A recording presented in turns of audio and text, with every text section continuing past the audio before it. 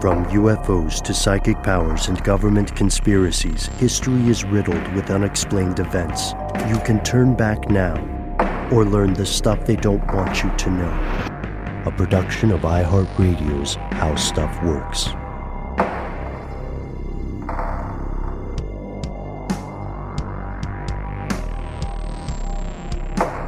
Welcome back to the show. My name is Matt. My name is Noel. They call me Ben. We are joined as always with our super producer Paul, mission control deck, and most importantly, you are here, and that makes this stuff they don't want you to know. We're recording on a Friday today, right before we're headed into a long weekend. How are you guys doing? Any big plans? I'm going to Dragon Con with my kid for the first time this year. Dragon Con's the big pop culture, comic-y nerd festival they have every year here in Atlanta, and she's cosplaying for the first time as an anime character from a show called My Hero Academia. Oh, I've heard of this through another producer here who has a cup, a coffee cup with that show. Mm-hmm. He's a big fan. I know what you're talking about. Interesting. Well, I think she's going to really love that. I can imagine her thriving in that environment.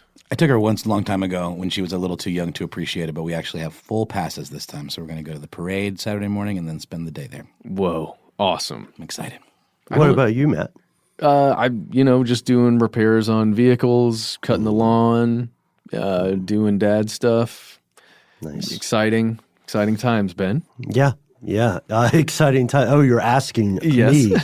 I may be briefly out of town. Not sure yet, but I'll update if there's a whole bunch of stuff in play. You know what I mean? To tell you about this weekend would be reporting on events that are still unfolding, which we don't usually like to do. But there you go. But that's what we're doing today. That is what we're doing today. We are looking at an event that has been slowly unfolding, depending upon who you ask. It's been unfolding since February of this year or since the 1800s. It depends on what sort of view you want to take of history. You've probably heard about the protest in Hong Kong. Maybe you haven't read much about it, or you haven't really heard it examined on your local news programs of choice, but you have probably seen the captivating, disturbing images of thousands of protesters, millions of protesters in a region home to a little over 7 million people. They're often wearing surgical masks, maybe carrying symbolic umbrellas as a shield from tear gas, or maybe wearing hard hats, and they are rebelling against what they see as threatening overreach from the mainland Chinese government. This is far from the first time Hong Kong and China have been the focus of protests and conflicts. Even in the recent past. Oh, yeah. For sure. And I've found that this story, as far-reaching as it is, has been getting precious little media coverage. I'm seeing it pop up, and I have an iPhone and with that news app that will just give you notifications of news. I've seen it several times, but generally it's just a quick video or something that's just saying, hey, here's kind of what's happening. All right, bye. Right, and we have to remember that being from the U.S., we're from a place where protests are a time-honored tradition, right?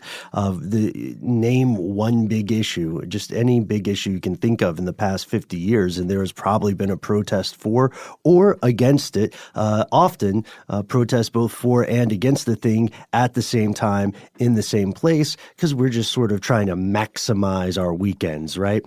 So yeah, well, being able, I think, as a group of citizens, being able to speak our minds, I think, is important to us and a lot of people around the world. The right to assembly, right? We call it here. So the interesting thing about the protest occurring today as we record this is that there appears to be more to the story, something just past the edge of what's being reported in at least the Western news, something that could be considered, dare we say it, conspiratorial. So what is going on? To answer that, we have to figure out how we got here. What makes Hong Kong different? Here are the facts. Hong Kong, In one sentence, it is a semi-autonomous region on the coast of southern China, just east of Macau, but it has a lot of history. Yes, and we're going to get into what we mean by semi-autonomous, because that does sound like a bit of a phrase that doesn't make much sense when you're talking about state powers and local powers and all these things. But as we get further down in their history, we're going to find that exact point where it becomes this. So let's jump back all the way to 1841 to really the beginnings of Hong Kong. Yeah, from 1841 to 1997, which I was very surprised by, Hong Kong was a colony of the UK, the United Kingdom, originally occupying the area during the First Opium War, which broke out when the Qing dynasty of China tried to crack down on the UK's opium trade. It's an illegal opium trade, which led to huge levels of addiction across China. Right. This is something that we discussed in a previous episode, a very nasty conflict. And, it's rare in war to have clear good and bad forces. Unfortunately, it's not as common as history books would have us believe. But in this case, the Chinese government, they were pretty much the good guys.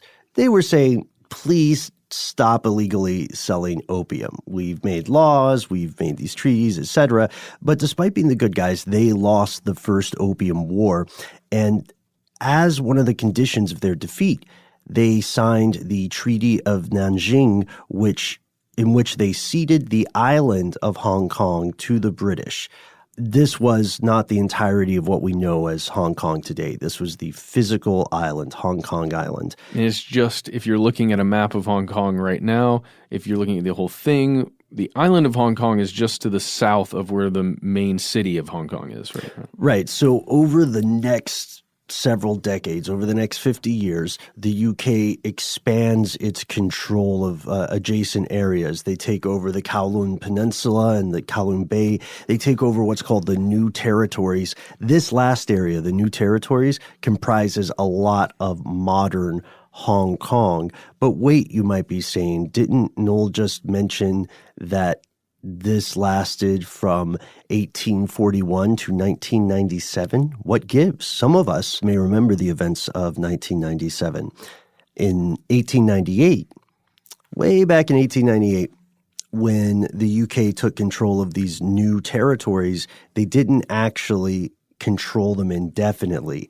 They leased them from the government of China for 99 years. Is this unusual, Ben? This struck me as being a little bit strange, like putting a clock on it like that, and such a long clock. It's weird. Property in general is a little bit weird in this part of the world. Frequently, people don't buy land. They lease it from the government. I was surprised. I was alive at this time. I was surprised when Hong Kong was given back, quote unquote, to China on July 1st, 1997. I had not heard of something like this happening, but of course, I was not an expert in the peaceful transition of power, so I don't know. We'll get into it, but there certainly were caveats with that quote-unquote giving back of Hong Kong to China, correct? Yes, yeah, because as the date approached, as July 1st, 1997 approached, both the government of mainland China and the United Kingdom realized it would be cartoonishly difficult, nigh impossible, to separate the new territories from the rest of Hong Kong. This had become one cohesive thing. And that's when they said, okay, we have to make something work.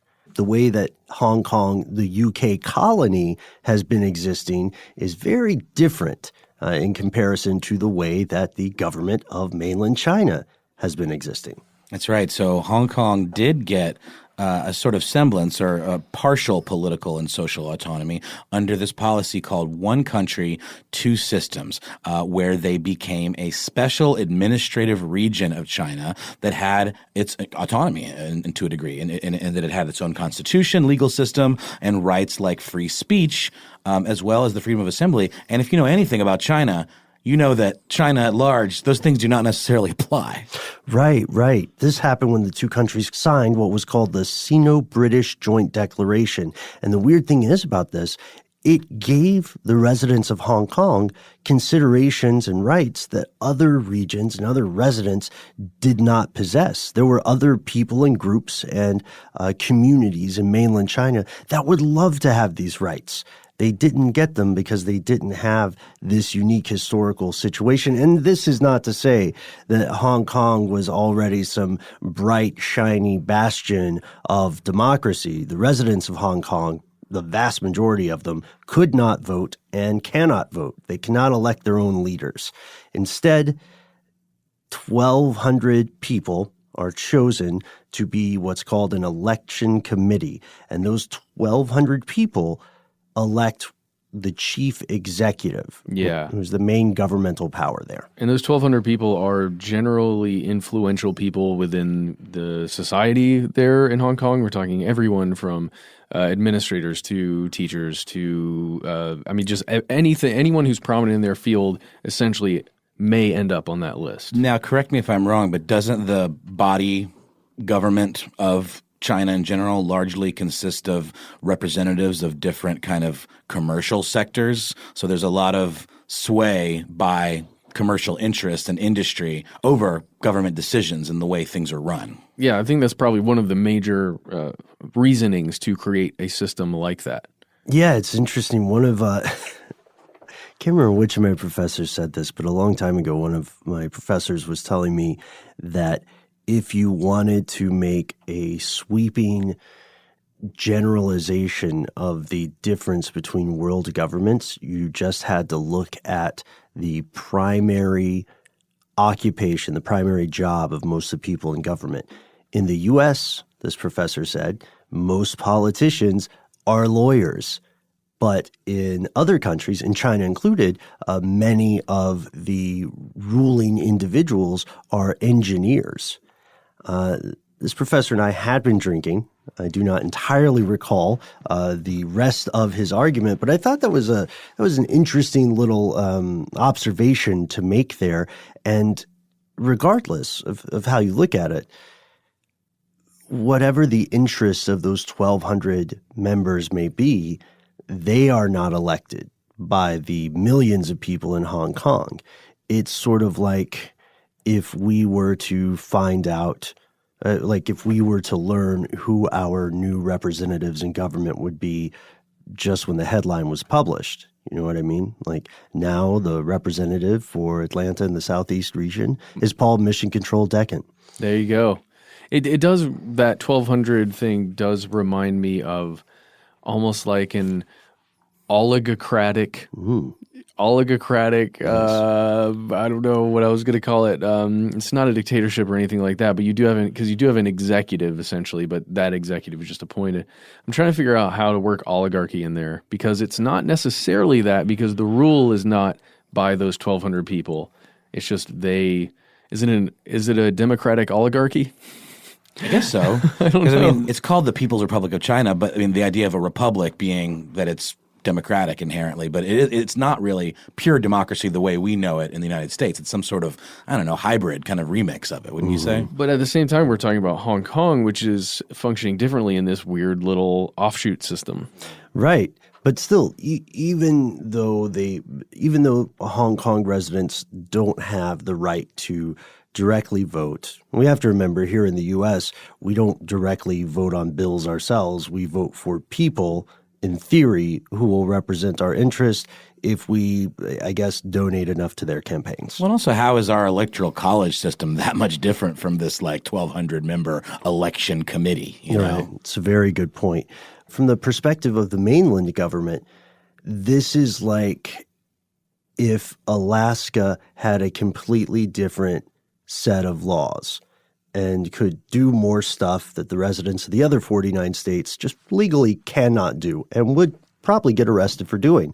So I think that's a pretty good comparison, at least to put it in perspective. And surely both sides of this arrangement, the folks of Hong Kong and the citizens of mainland China, the governments, et cetera, must have realized that this wasn't sustainable, that you can't just go on like this. Right, exactly. That's where we're going with that Alaska episode, because one state could not be that different, right? This was almost an alien form of government. Over time, the mainland began to flex its muscles on Hong Kong, and most of the Hong Kong natives did not like this. As a matter of fact, since 2014, all of those chief executive elections have been predicated on a list of candidates vetted by the government in Beijing. What that means is that instead of those 1,200 people being able to choose and elect a chief executive that they were really digging, they were given a list from the mainland government and was kind of like, choose one, or you can vote for any of these following people. Yeah, and presumably those folks they put forth would have represented mainland Chinese interests. Right. There's very much a pro-Beijing contingent here. And so now many Hong Kong residents believe that China is illegally interfering in local governance, attacking the human rights they grew up with, and suppressing legal public dissent. So that gets us to where we are now. But where is that exactly? We'll tell you after a word from our sponsors.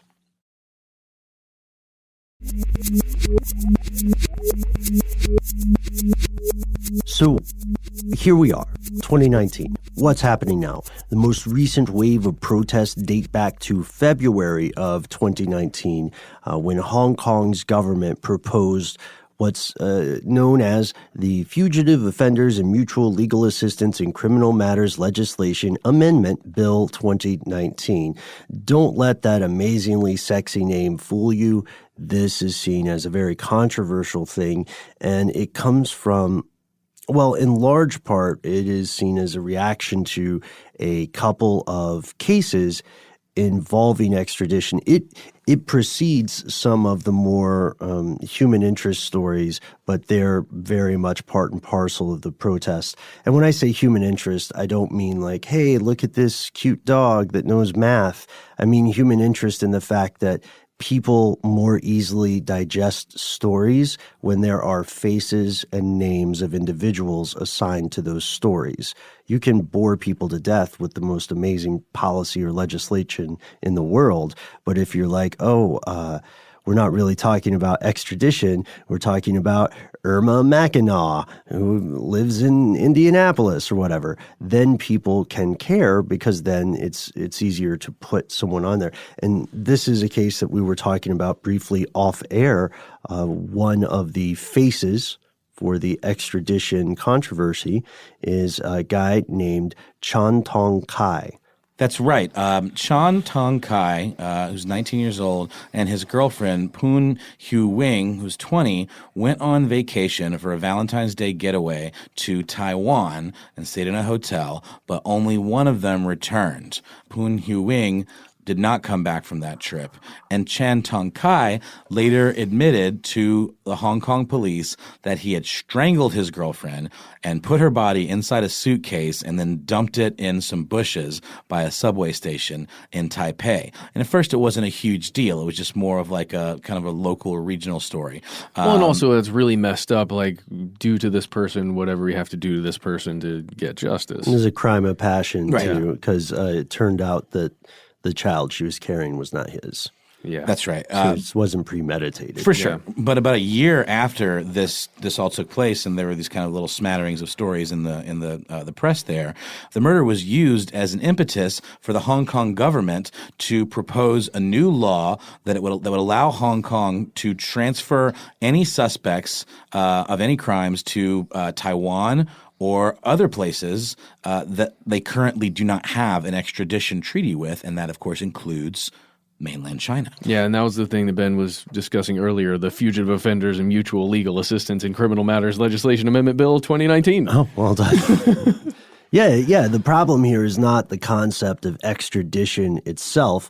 Extradition is just the process through which one country sends an individual to another country when they are wanted for a crime, right? So extradition is, in theory, the process that allows the long arm of the law to follow criminals into international waters, right? Mm-hmm. Otherwise, people would just be killing each other, embezzling millions of dollars, and disappearing, like across the border to Canada, which does have an extradition agreement with the U.S., so please watch out.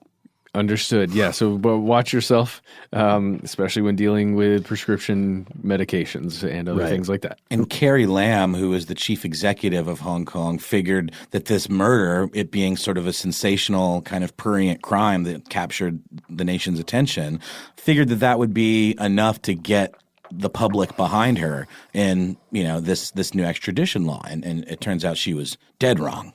Yeah, so I want to talk a little bit more about this extradition law because, again, Hong Kong already has a number of extradition agreements, or they did, with like 19 or 20 different countries. The U.S. is among them, so anybody who might hypothetically be planning an escape route for a crime, pick somewhere else. Hong Kong's problem instead was that this new bill expands the list of extradition countries in a way that is very loosey-goosey. It would give the chief executive of Hong Kong the ability to extradite suspects to other countries on a case-by-case basis, regardless what agreement did or did not exist. So the Hong Kong protesters here are frightened and rightly disturbed by the idea that Hong Kong residents could be extradited to mainland China for not for the kind of things that we would ordinarily regard as criminal acts, not just murder or theft, but things like political dissent, protest, even something as small as posting Winnie the Pooh pictures on Twitter, which you need a VPN to do in mainland China, but can also get you in trouble because it's anti-Xi Jinping propaganda. And some of the protesters have actually coined or referred to this whole affair as legalized kidnapping. Well, yeah, that's certainly the fear, right? So just to break this down a little bit, we mentioned before those 1,200 people in Hong Kong who are going to elect the executive, right? In this case, it's Carrie Lam. Now, that list of people that they can choose from are generally highly pro-Beijing, right?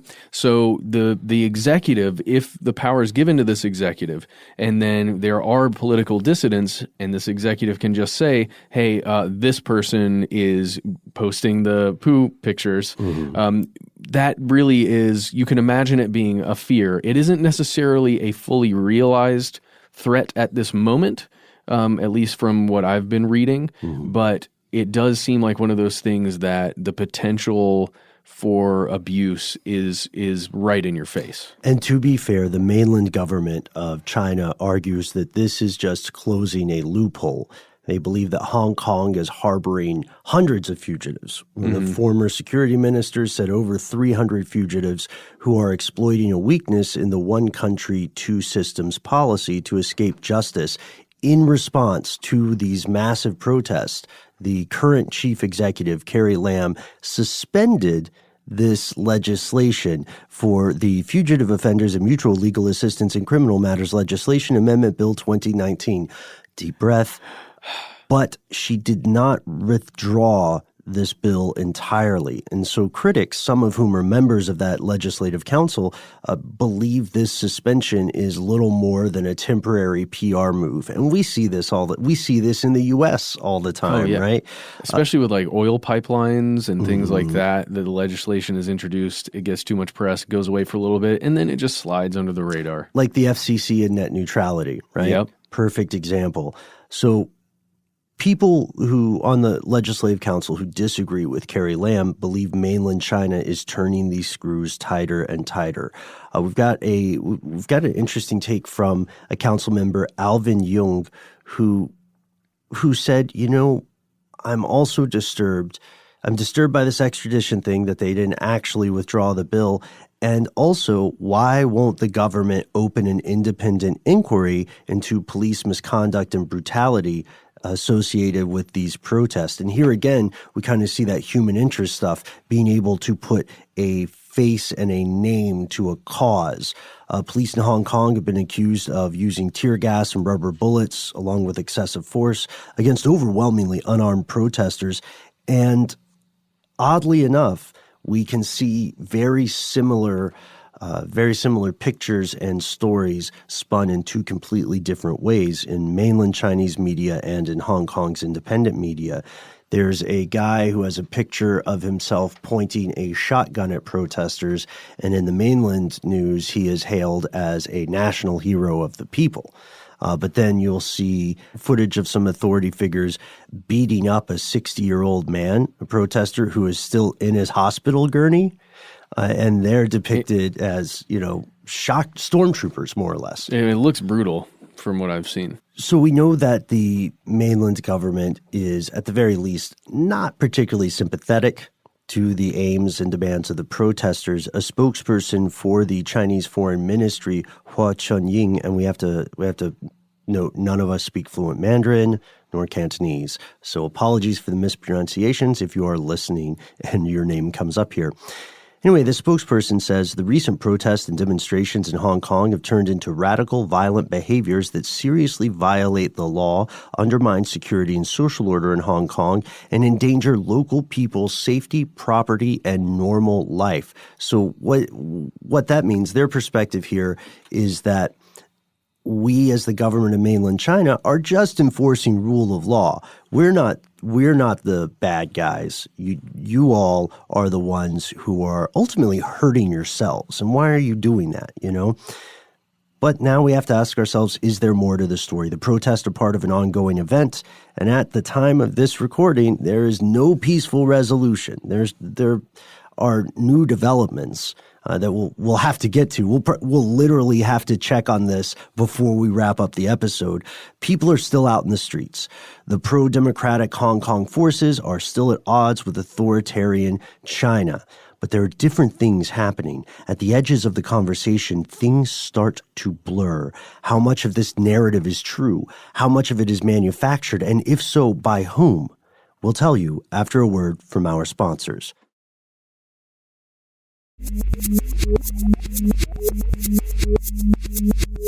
Here's where it gets crazy. Yeah, so in this case, the conspiracy theories are, which abound, aren't just coming from fringe groups and researchers. The government of mainland China itself has some official conspiratorial narratives of its own that it's alleging. And it's interesting because it kind of mirrors some things that happen here in the U.S. with protests, at least some of the conspiratorial possibilities with outside groups coming in to Soros. start. Coming in to fund or start or foment a protest. So there's this thought, at least according to the government of mainland China, that these protests aren't real. It's not actually local people who are out there with their umbrellas on the streets, holding up traffic and stopping basically everyday life from happening. We haven't mentioned this is hundreds of thousands of people taking to the streets. The aerial photographs are breathtaking. It's more than a million. So it's roughly, if you wanted to ballpark it, 1/7 of the population has actively protested at some point. Wow. And okay, so let's just get back to these rumors really fast of this conspiracy. It's not like it's just a few government officials saying something on their Twitter or something like that. There have been official statements. Government officials have argued that the protests are actually being run by some secretive group. Maybe it's a state actor, maybe it's not. Maybe it's a small group within the protesters that's making the whole puppet mastering the whole thing. A shadowy cabal of Westerners. Again, here's the issue with this before we even get into it. Yeah. That wouldn't be so far-fetched. Say the name, though. The name is the coolest part. Oh, the name is the Black Hand. The Black Hand, right. Government officials in the PRC are arguing that these protests are run by a secretive Black Hand. They've found a specific person upon whom to place blame for this. It is a political counselor who was working as a diplomat at the U.S. consulate in Hong Kong named Julie Eda, E-A-D-E-H. In this narrative, most of the Hong Kong protesters are just people who have been woefully misled. And then a few of them are active traitors collaborating with foreign powers. CCTV, which is a great watch, in my opinion. It's China's state-run media company. They argue that Julie Eda is the behind-the-scenes black hand creating chaos in Hong Kong. And other state-run media, pro-Beijing or Beijing-run stuff in Hong Kong, have called her a mysterious and low-profile expert on subversion. At this point, as cool as the name Black Hand sounds, there's no solid proof to this. But as you said, Matt, the West in general and the U.S. in particular has a certain history. Yeah, she's working as a diplomat. Come on, guys. We've heard this story before. Yeah. Someone hanging out over there at the embassy that just happens to also have a C, an A, and an I somewhere within the company for which they work. The new IT guy, right? Yeah. Can I just point out really quick how ironic it is, or maybe ironic's not the right word, that the state-run media company of China, a country that is accused of being sort of a surveillance state, is called CCTV. Yeah, closed circuit television. That's just I had to get that out there. I think that's fascinating. Yeah, you have to wonder if it's on purpose. I don't know. It'd be cool if it was. It'd be cool if they were that transparent about it. But yeah, this idea of the West participating in illegal subversion is common in a lot of countries because the U.S. did that stuff multiple times, multiple provable times. It's not a conspiracy theory. There are CIA assets who come in, like I was joking earlier about the IT guy, but there are totally people who come in just, let's say there happen to be some increasingly tense negotiations around nuclear proliferation. And all of a sudden, there's like this new junior consular officer who has a crazy, scary amount of clearance that the ambassador doesn't have. His trajectory is just insane, He's a rising star. What do you want? Right. And then we could add to that the little more murky practice of embedding intelligence agents in NGOs, which is not as easily proven, but that's just another common thing that a lot of other countries believe. So at the Chinese University of Hong Kong, there's an associate professor. His name is Wilson Wong. That's a very cool name. At this stage, says Wilson, it's undeniably impossible to eliminate the possibility of some form of assistance from any power or organization overseas. But he also says, look, if 1.7 million people out of a little more than 7 million people, the total population, are joining a protest, then how could this still be secret? How could this secret black hand thing happen? Or, in a species where it's pretty impossible for more than 3 people to keep a secret. How could more than 1 million? I mean, that's the argument a lot of times with these kinds of conspiracy theories, right? Like, how could they keep this under wraps when so many moving parts are involved? I'll tell you how. It's not a bunch of moving parts. The black hand, if you imagine it, imagine a swimming pool, okay? Okay. Now, the black hand, let's imagine it's literally someone's hand. Tight. One hand going in the water, pressing down hard enough, and then lifting their hand out. What happens? It's displaced. Water's displaced. Waves go throughout that entire pool, baby. Right. So the majority of people are just riding the wave. That's what I'm saying, because if you get enough people upset in a small group, those people with the connections, I'm just putting it out there that I think it would be possible to start a movement like this with a very small group of people. But 1 million people isn't a small group of people. Because if you get press, if you honestly, you could work the thing. Think of it as a PR movement. If you look at it through the lens of asymmetrical warfare, information control, it isn't as crazy as it sounds. I mean, it did not take millions of Russian operatives to swing the needle on the last U.S. election. You get a lot of bang for your buck depending on how you apply it. Especially if there's a bit of a common feeling about a certain topic, right? And then you just, like I said, just move the waters enough to where everybody can feel it. I don't know. I'm just Well, I think that's a really spot on observation. We'd have to ask ourselves, which we can maybe spitball on a little bit later. We have to ask ourselves, what would the motivation of this black hand be? Were they just like, I don't know, guys, let's just futz with some things. Let's just live a little. Yeah, Being an agent of chaos. right. I don't know. YOLO, For sure. But to your point, Matt, about a small amount of people being able to secretly affect a massive amount of change, we have to look at the other side of the equation, which is that there is a state-sponsored internet war occurring over this topic now. China's Communist Party is not the only group alleging conspiracy. Pro-Western forces in Hong Kong, or I wouldn't say pro-Western, independent Hong Kong forces and Western-based companies, especially tech companies, believe that the Chinese government is trying to game the system with its own informational warfare operations. They've been accused of attempting to manipulate public opinion through the use of astroturfing and the use of Twitter bots. And we have proven statements. Like, the people who believe this conspiracy are Twitter and Facebook. Well, yeah. Recently, didn't Twitter just remove a whole bunch of accounts because of this reason in particular? Yeah, almost 1,000. They put out a press release about it too. Yes, they did. And here's their statement. Quote, "These accounts were deliberately and specifically attempting to sow political discord in Hong Kong, including undermining the legitimacy and political positions of the protest movement on the ground. Based on our intensive investigations, we have reliable evidence to support that this is a coordinated, state-backed operation. Specifically, we identified large clusters of accounts behaving in a coordinated manner to amplify messages related to the Hong Kong protests." Really quick, too, just in case anyone doesn't know, because I didn't know, astroturfing is sort of like an internet equivalent of a false flag, where you associate messaging with some kind of grassroots movement when it's actually – it's basically just to mask the identity of the purveyor of said message and make it seem like, oh, this is the local vibe, this is the local opinion, but it's actually being put forth by the big guys. And we have a whole episode on astroturfing bots and Oh, yeah. all that stuff that you can go listen to right now. With Joe McCormick from Stuff Correct. to Blow Your Mind.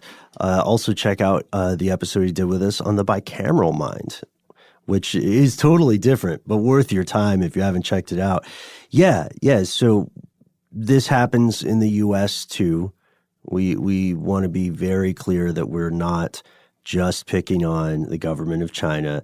The U.S. and different U.S. politicians, especially special interest groups, they're called here, do this all the time. When you see those vague PSAs where it's some like generic housewife who seems really concerned about how people have unfair opinions about butter or dairy, that's a real example. Those are kind of astroturf. They're paid for by these other interests.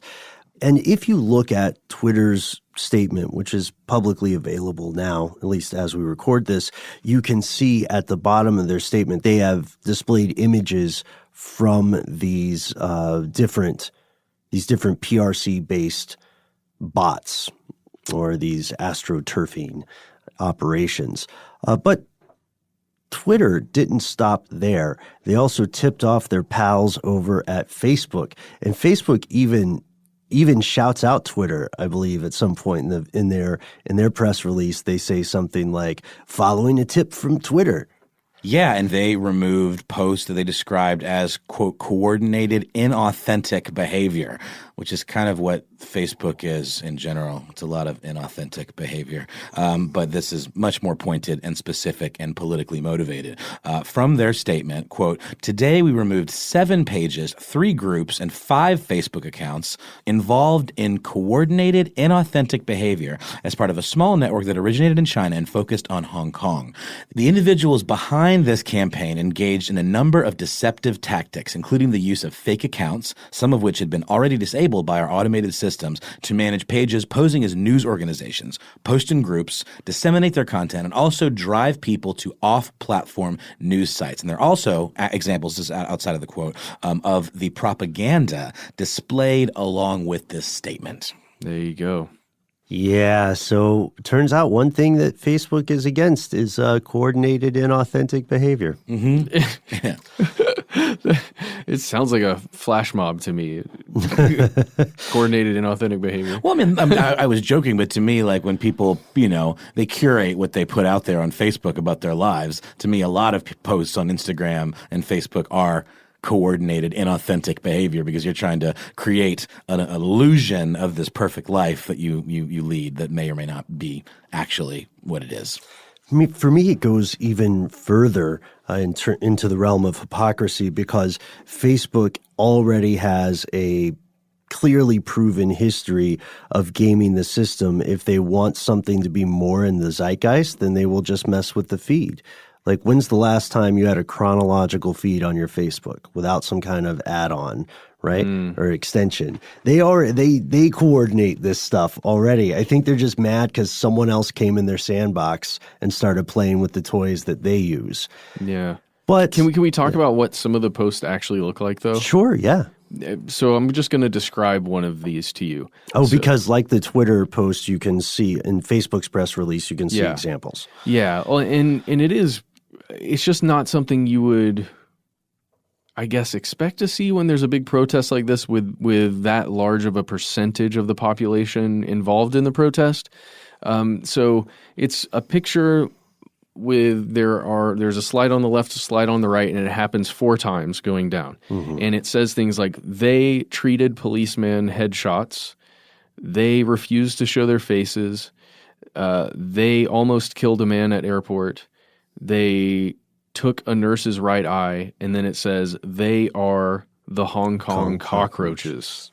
They being the protesters. Right. Yeah, so it's all about things like they block the train doors, but then referring to them as cockroaches, and then the post, when it's put on there, it says, see the truth. Right, and that's one of the English language posts. We should emphasize that too, because they're posting multiple languages. So there is definitely information warfare there, and now we have it. This is a high-level look at this. The situation, again, is ongoing, but both sides are claiming the other is participating in some sort of conspiracy. The protesters, whether you want to call them pro-Western or you want to call them just pro-independence for Hong Kong, they say that China is pulling some heavy Big Brother stuff, which to a degree is accurate. It's true. But then on the mainland China side or the pro-Beijing side, they're saying that these people are just fingers on a hand or they're dancing along to strings. And really, we get to a question of precedent. There is precedent for the West to participate in this kind of protest mongering and this sort of illegal subversion acts culminating in coups historically, but there's also precedent for mainland government of China to practice severe information control, to secretly arrest, detain, or kidnap people, to disappear them, and so on. I mean, Tiananmen Square. Well, with all of the talk about China and these trade embargoes and stuff, like what would be, if we had to suss it out, what would be our benefit? What would we have to gain from fomenting any kind of fake protests to make Beijing more in control and remove that autonomy from Hong Kong? If there is more to the story, then we do have to ask ourselves what sort of motivation the West would have. If we're saying what sort of motivation would the U.S. have, I guess you could pull any amount of things out of a spitball hat, right? But none of them really have a lot of sand. There's not one that gives us like a ding, ding, ding, ding moment, you know? Well, honestly, I can't imagine why anyone, at least in the Western set of powers, would want to get rid of this special Hong Kong thing that they've had for so long. Like a way into China that they really don't have anywhere else. Well, the idea wouldn't be that they are – the idea, if it's a Western black hand, would not be that they're trying to get rid of Hong Kong. It would be that they're trying to make Hong Kong further separate from mainland China. Oh, by fomenting the protests. Right. But again, so that would be attempting to have this protest turn into an all-out turning the tides and forming their own government, essentially. That's right, what we're which thinking. Which is just not going to happen. Yeah, because I don't see that happening, and I don't see anyone who would have the means to make this protest occur, I don't see them believing that could actually happen without intervention from mainland China. So this is pretty out there, and I know I've ridden this hobby horse to the ground, but I'm going to pick it up one more time. It'd be interesting to reread the section on China in Foundations of Geopolitics, which has had an eerie similarity to a lot of Russian policy in the past few years, because the work does examine what would happen there. So if for instance, Russian forces are applying the same strategy of sowing discord in China that they applied so successfully here in the U.S., which is not a conspiracy theory. It really did happen. It does not matter where you fall on whichever political divide. The government of Russia played this country like an oboe or something that's easier to play than an oboe, like a ukulele or a kazoo. That's how much they played and how easily. So could it be something like that, but in China? We don't know. There's no proof yet. And what we do know is that these protesters have put forth a list of demands, a pretty short, kind of general list of demands. One of them is to withdraw the bill and for Carrie Lam to step down and for the government to launch an inquiry into police brutality and for folks who have been arrested to be released and also for greater democratic freedoms. But we actually do have an update that Carrie Lam, we talked about, had submitted a report to Beijing that took a look at these demands and decided that withdrawing this bill could help diffuse some of this political tension that's mounting and sort of diffuse some of these protests.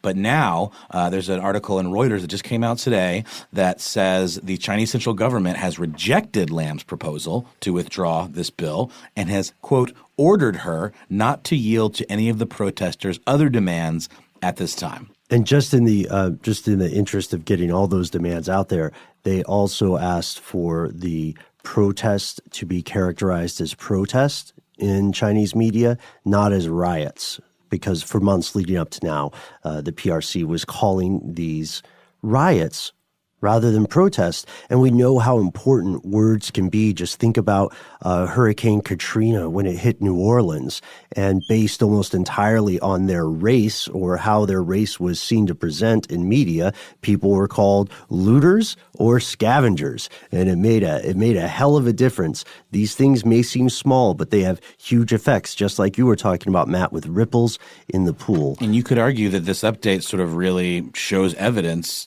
to what degree China is controlling Hong Kong and their response to this protest. Or at least attempting to. They're definitely controlling the chief executive, right, along with the members' council. So what do you think? I'd be really interested to hear from our fellow listeners who have lived in Hong Kong or mainland China, or have some experience there. Is this a sea change? Is this overblown? Is there, like, the big looming threat that seems pretty unlikely now at this point is direct military intervention? Yeah. Is that in the cards? Because it's in the past, certainly hope that doesn't repeat. Well, what should happen too?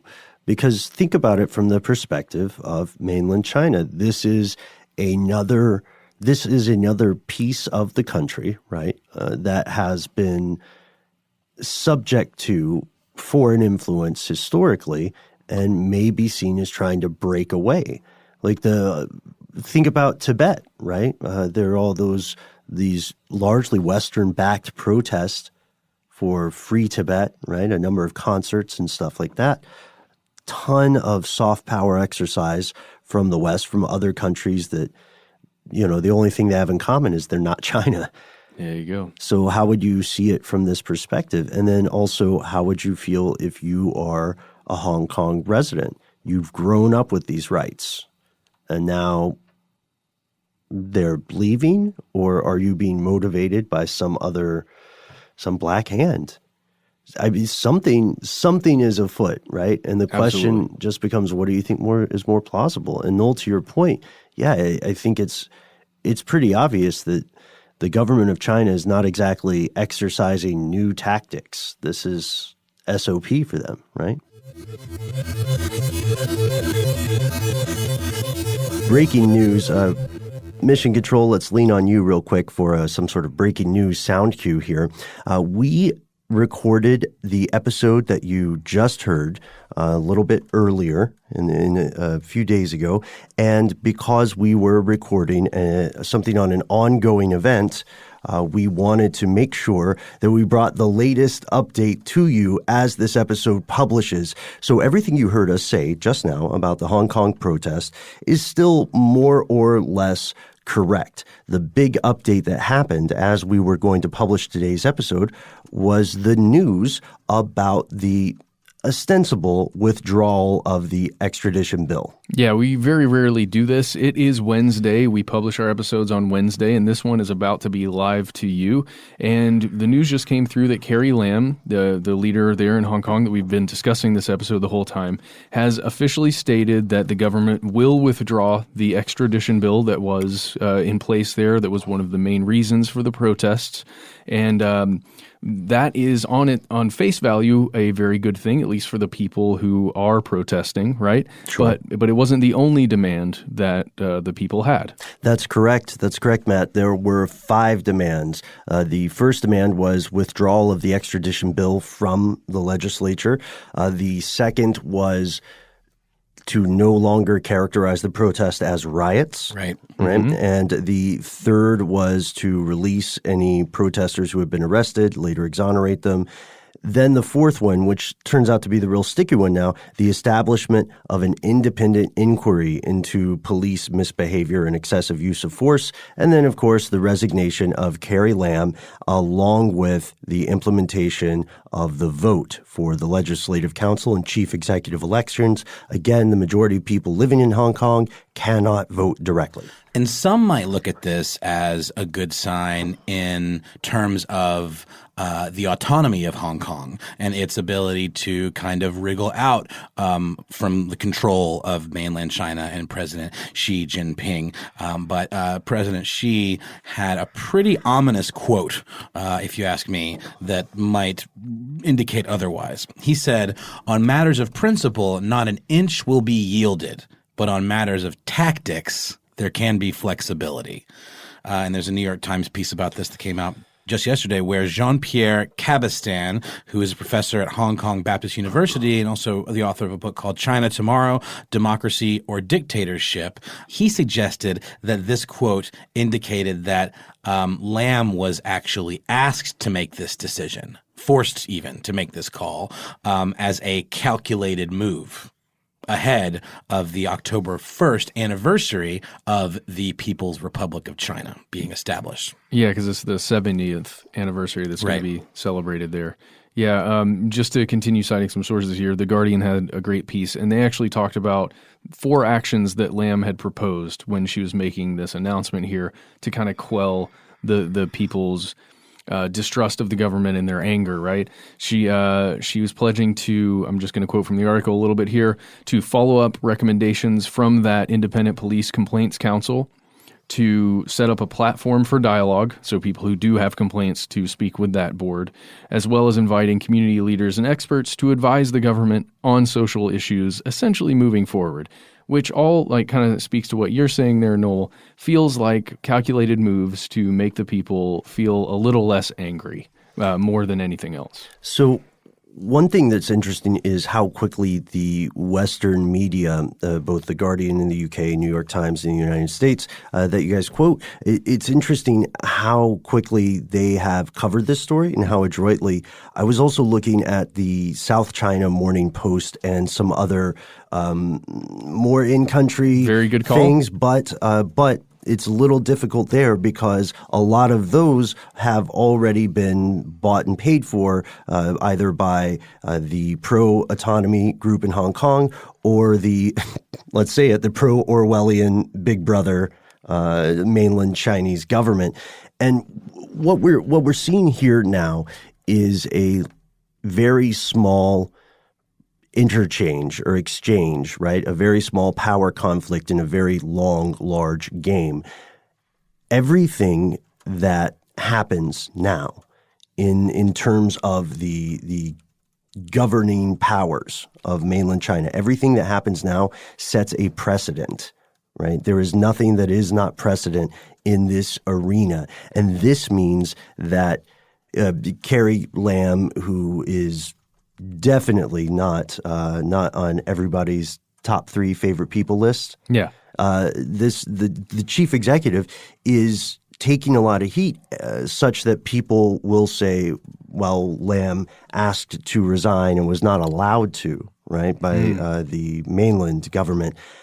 However, when it is politically expedient for her to do so, she will step down from power. There's a little bit of a prediction here. She will step down from power, giving the mainland government the ability to say what happened here was a fault of local leadership, right? So you can cut off the finger to save the hand, which is completely possible, right? I don't have an inside line on this. It's completely possible. And that's what we see when one of the 5 demands is sort of met. That's the finger on that hand. Yeah, Cabeston also was quoted in saying that the whole point of this move potentially would be to calm down moderates and weaken and isolate radicals. So It's giving an inch in order to ultimately maybe take a mile. Well, and again, just to continue with these less Western sources, if you jump to Al Jazeera and their reporting, they're mostly focusing, at least in this one article here, about how several groups like the Civil Human Rights Front, the CHRF, it's a group that's been highly active there in Hong Kong with the protests. They are vowing to continue, or at least a lot of the people are vowing to continue protesting, even though this one demand has been met, and then the one finger perhaps will be cut off of the hand. The people are basically saying it doesn't matter. We see what you're doing.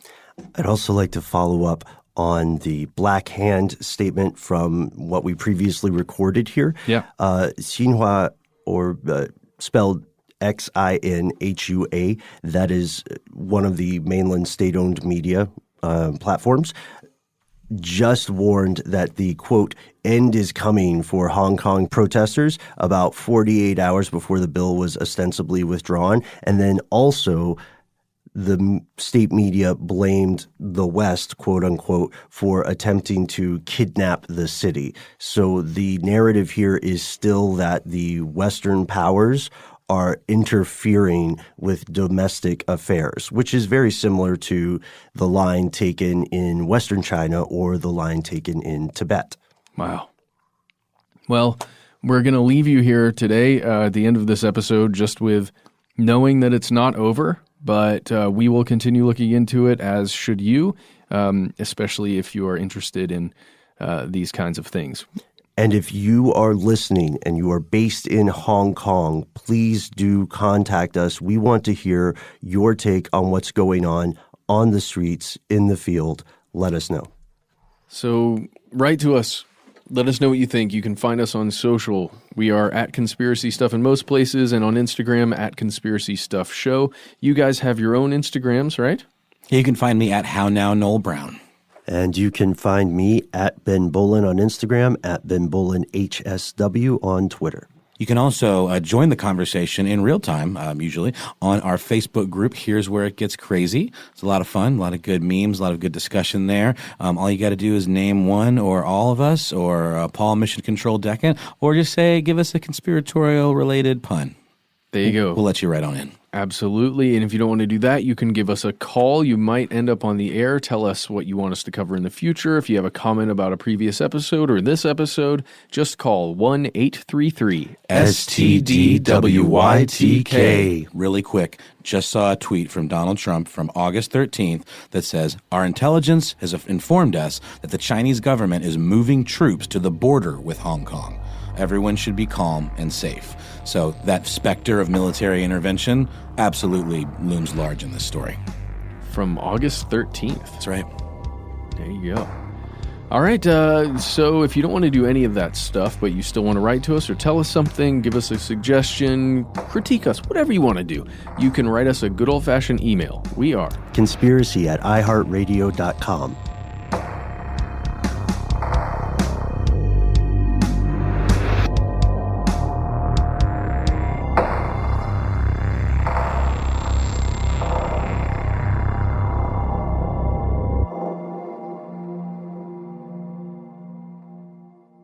Stuff They Don't Want You to Know is a production of iHeartRadio's How Stuff Works. For more podcasts from iHeartRadio, visit the iHeartRadio app, Apple Podcasts, or wherever you listen to your favorite shows.